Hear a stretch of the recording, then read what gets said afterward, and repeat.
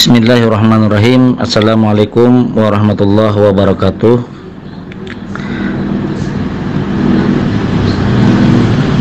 Alhamdulillah, wassalatu wassalamu alaika ya Rasulullah, wassalatu wassalamu alaika ya Sayyidi ya Habibullah.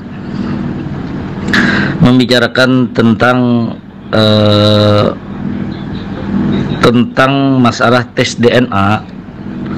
Ada yang beberapa orang yang bertanya kepada ulun, Beb, bagaimana tanggapan atau pandangan pian secara pandangan tentang masalah tes DNA?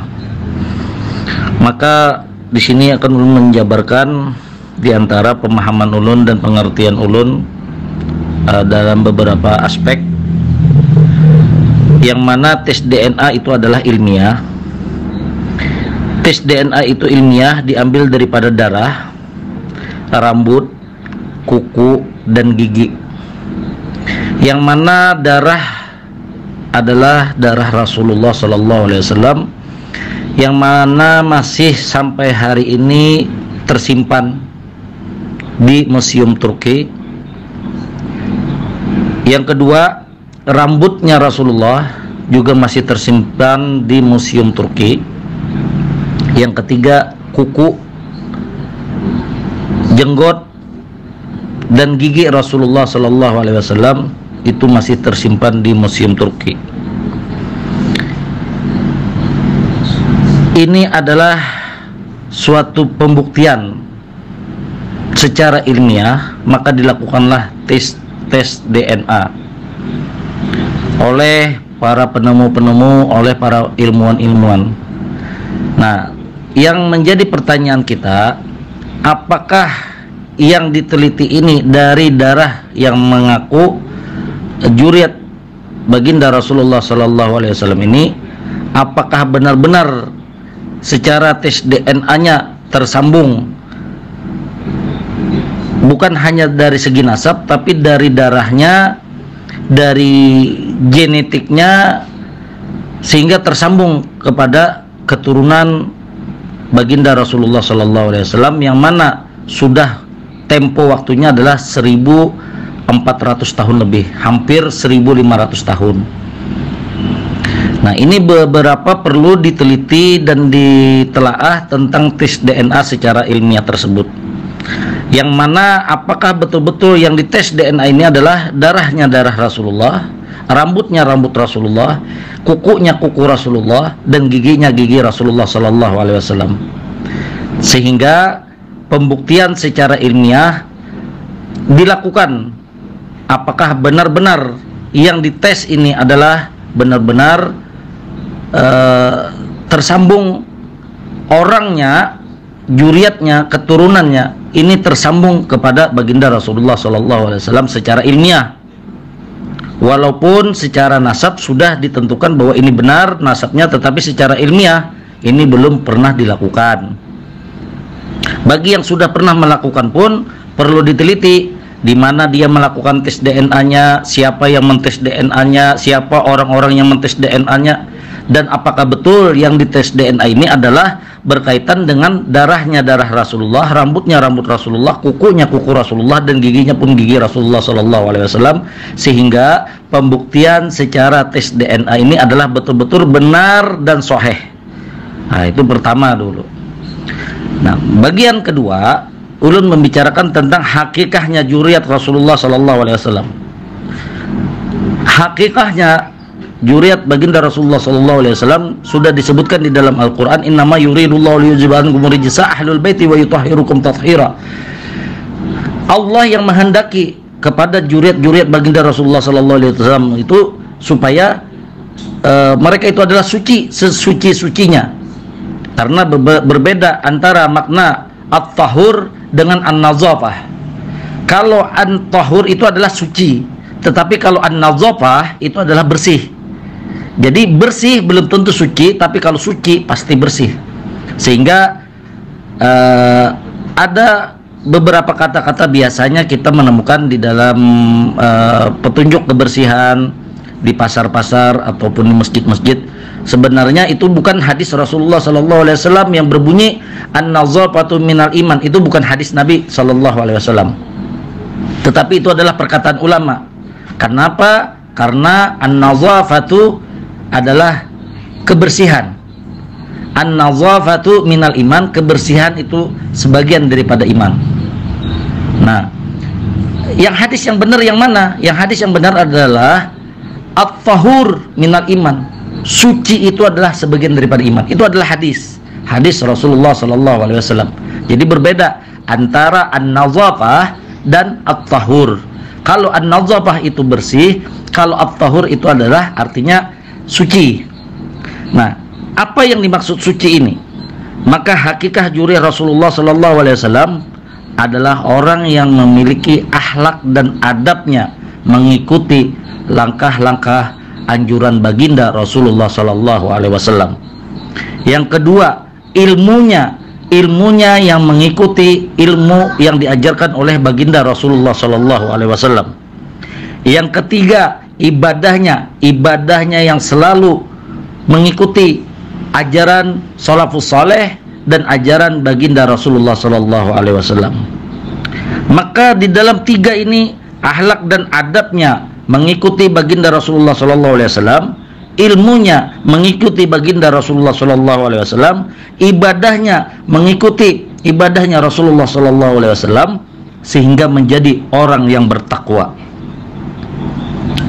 Disinilah hakikahnya seorang juriyah itu adalah orang-orang yang benar-benar bertakwa kepada Allah dan bertakwa kepada Rasulnya. Akhlaknya, adabnya seorang juriyah Rasulullah sallallahu alaihi wasallam, dia selalu menjaga akhlaknya, menjaga perkataannya, menjaga adabnya. Maka menunjukkan bahwa seseorang ini adalah juriyah baginda Rasulullah sallallahu alaihi wasallam. Ilmu yang disampaikan oleh para juriyah-juriyah yang benar-benar asli, juriyah-juriyah yang benar-benar keturunan baginda Rasulullah sallallahu alaihi wasallam, selalu mengutamakan akhlaknya dan adabnya. Sehingga ilmu yang disampaikannya adalah ilmu-ilmu yang bermanfaat, ilmu-ilmu yang bermanfaat bagi masyarakat, bagi umat baginda Rasulullah sallallahu alaihi wasallam. Ibadahnya, dia juriyah Rasulullah sallallahu alaihi wasallam selalu menjaga ibadahnya, selalu menjaga perkataannya, selalu menjaga ucapannya, selalu menjaga amaliyahnya, sehingga juriyah Rasulullah sallallahu alaihi wasallam mengikuti tariqah Bani Sa'adah, tariqah Bani Alawin, tariqah para ulama-ulama saleh, para wali-wali yang terdahulu yang sudah masyhur, seperti tariqahnya Sultanul Aulia Syekh Abdul Qadir Jailani, seperti tariqahnya Habib Abdullah Al-Haddad, amaliyahnya seperti Ratibul Attas, seperti Maulid Simtud Durar. Beliau itu sudah diakui dan masyhur seluruh dunia bahwa beliau itu adalah keturunan baginda Rasulullah sallallahu alaihi wasallam. Maka dengan ibadahnya, dengan ilmunya, dengan akhlaknya dan adabnya, sehingga muncullah suatu ketakwaan kepada Allah Subhanahu wa taala dan ketakwaan kepada baginda Rasulullah sallallahu alaihi wasallam. Apa hakikat takwa? Hakikat takwa adalah orang yang bersifat tawadu, orang yang bersifat qanaah, dan orang yang bersifat wara. Barang siapa yang tidak bersifat tawadu, berarti dia bukan orang yang bertakwa kepada Allah. Karena apa? Sifat kesombongan, sifat keangkuhan, sifat yang dibenci oleh Allah Subhanahu wa taala adalah orang-orang yang bersifat sombong, orang-orang yang bersifat angkuh, yang tidak merendah diri, apalagi menyayangi kepada umat Nabi Muhammad sallallahu alaihi wasallam. Mereka tidak qanaah, mereka tidak melakukan ajaran baginda Rasulullah sallallahu alaihi wasallam, maka sifat qanaah tidak ada di dalam diri yang mengaku-ngaku sebagai juriyah Rasulullah sallallahu alaihi wasallam, dan sifat wara juga tidak melekatkan di dalam dirinya, di dalam pikirannya, di dalam ucapannya, di dalam kehidupan sehari-hari. Maka orang itu bukanlah orang yang sifat bertakwa kepada Allah Subhanahu wa taala. Apabila orang yang tidak bertakwa, maka ibadahnya pun juga lepas, maka ilmunya juga berbeda, maka akhlak dan adabnya pun juga hilang jauh daripada ajaran baginda Rasulullah sallallahu alaihi wasallam, walaupun nasabnya tersambung sehingga hari kiamat nanti Rasulullah sallallahu alaihi wasallam menjawab, man laisa minni, engkau bukan orang daripada golonganku. Jangankan diakui sebagai umat Nabi Muhammad sekalipun tidak, apalagi diakui sebagai keturunannya, sebagai juriatnya. Karena orang-orang juriat baginda Rasulullah sallallahu alaihi wasallam bukan seperti orang-orang yang sombong, bukan orang-orang yang bersifat angkuh, bukan orang yang bersifat yang di luar daripada sifat qanaah dan wara, maka orang-orang tersebut akan berhadapan dengan baginda Rasulullah sallallahu alaihi wasallam di depan telaga Al-Kautsar. Itu ulun mendengar langsung daripada perkataan Habib Umar bin Muhammad bin Salim bin Hafiz ketika pertemuan para sahadah. Kata Habib Umar bin Hafiz, nanti ila yaumil qiyamah, orang-orang yang mengaku juriat keturunannya sebagai juriat Rasulullah sallallahu alaihi wasallam ketika berhadapan dengan baginda Rasulullah sallallahu alaihi wasallam yaumil qiyamah, meminta pertolongan, meminta syafaat dan mengaku sebagai keturunan baginda Rasulullah sallallahu alaihi wasallam di depan telaga Al-Kautsar, Rasulullah sallallahu alaihi wasallam akan berpaling kepada orang yang mengaku sebagai juriatnya. Karena apa? Disebutkan orang tersebut orang yang bukan di jalannya para salafus saleh, di luar daripada jalannya orang-orang saleh, para ulama-ulama, dan di luar daripada jalan-jalannya thariqah Bani Alawiyyin. Inilah penyampaian ulun secara ilmiah tentang tes DNA dan tentang masalah hakikahnya juriah Rasulullah sallallahu alaihi wasallam.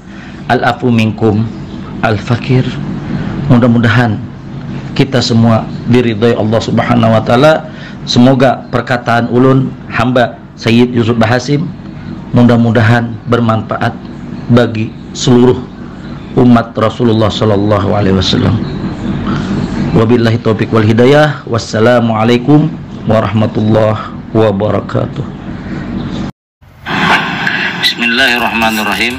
Alhamdulillahirabbil alamin. Assalatu wassalamu ala asrofil anbiya wal mursalin sayyidina wa maulana Muhammadin wa ala alihi wa sahbihi wa barik wa sallim ajmain. Pada episode yang kedua ini, Al-Fakir Sayyid Muhammad Yusuf Bahasim menyampaikan tentang hakikahnya seorang juriah baginda Rasulullah sallallahu alaihi wasallam, mengenai tentang tes DNA dan pengecekan nasab. Tes DNA adalah suatu ilmu pengetahuan ilmiah yang mana tes DNA tidak bisa dijadikan untuk mencek nasab silsilah, tetapi tes DNA adalah suatu pengecekan tentang darah. Apakah darah ini dari keluarga atau dari keturunan mana atau dari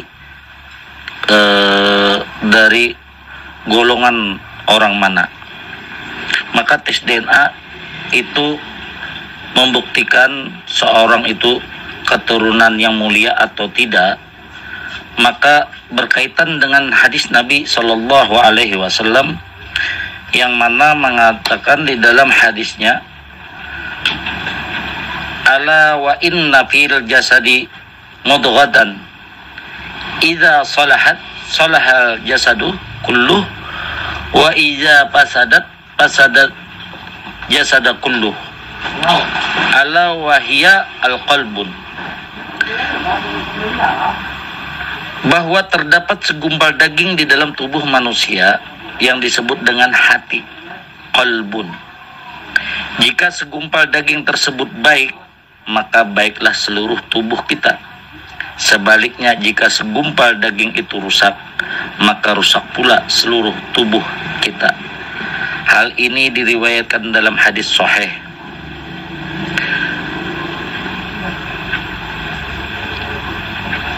Segumpal daging yang disebut dengan qalbu Jika ia baik, maka baik pula seluruh jasadnya. Jika ia rusak, maka rusak pula seluruh jasadnya. Ketahuilah bahwa ini adalah hati atau qalbun yang disebutkan di dalam hadis-hadis yang lain.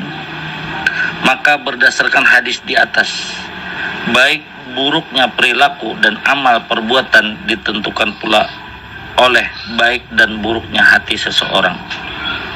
Sehingga kita perlu untuk menjaga hati agar tetap jernih dan tidak terkontaminasi dengan hal-hal yang kemungkaran.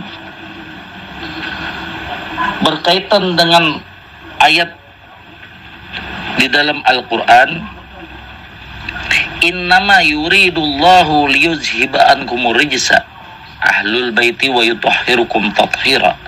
Sebagaimana episode yang telah lalu saya sebutkan, bahwa Allah yang menghendaki, innama sesungguhnya Allah yang menghendaki, yuridullahu liyuzhiba, bahwasanya Allah yang menghendaki hilangnya atau terhapusnya rijsun, perbuatan-perbuatan yang dibenci atau kotoran-kotoran yang tidak baik, maupun secara zahir maupun secara batin. Wa rijsun min ahlil bait, daripada keluarga baginda Rasulullah sallallahu alaihi wasallam, yaitu wa yutahhirukum tathira, dan Allah lah yang menjadikan sesuci-sucinya. Allah yang mensucikan para juriyah itu sesuci-sucinya. Maka jika seseorang betul-betul juriyah baginda Rasulullah sallallahu alaihi wasallam, maka berkaitanlah dengan hadis Rasulullah tadi, bahwasanya di dalam jasad ada segumpal daging. Jika ia baik, maka baiklah seluruh jasadnya. Jika ia rusak, maka rusaklah pula seluruh jasadnya. Ketahuilah bahwa ini adalah hati. Jadi berkaitan dengan ayat Al-Quran tadi, apabila seseorang ini ingin disucikan oleh Allah Subhanahu wa taala dan dijadikan oleh Allah taala termasuk dalam golongan ahlul baiti Rasulullah sallallahu alaihi wasallam, maka wajiblah seseorang itu menjaga perkataannya, perbuatannya, pandangannya, dan hatinya. Maka apabila betul-betul juriyat Rasulullah sallallahu alaihi wasallam, maka tidak memikirkan nasab, tidak memikirkan sisilah. Jikalau orang itu betul-betul juriyat Rasulullah, dites DNA, maka secara ilmiah akan keluar hasil yang memuaskan, yaitu betul-betul keturunan juriyat Rasulullah SAW.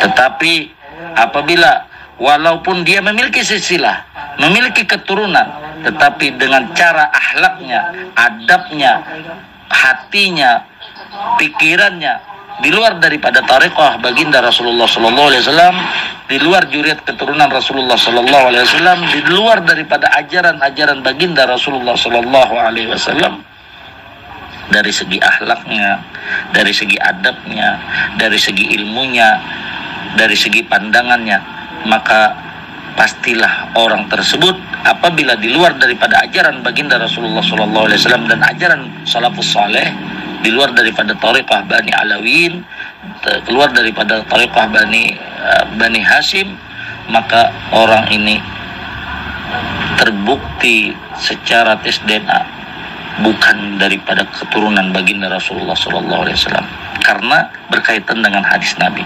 Nah, inilah hakikat seorang juriyah Rasulullah SAW. Apabila dia betul-betul sebagai juriyah, maka perbaikilah akhlaknya, perbaikilah adabnya, perbaikilah pembicaraannya, perbaikilah perkataannya, dan baguslah hatinya sehingga menjadi baguslah akhlaknya.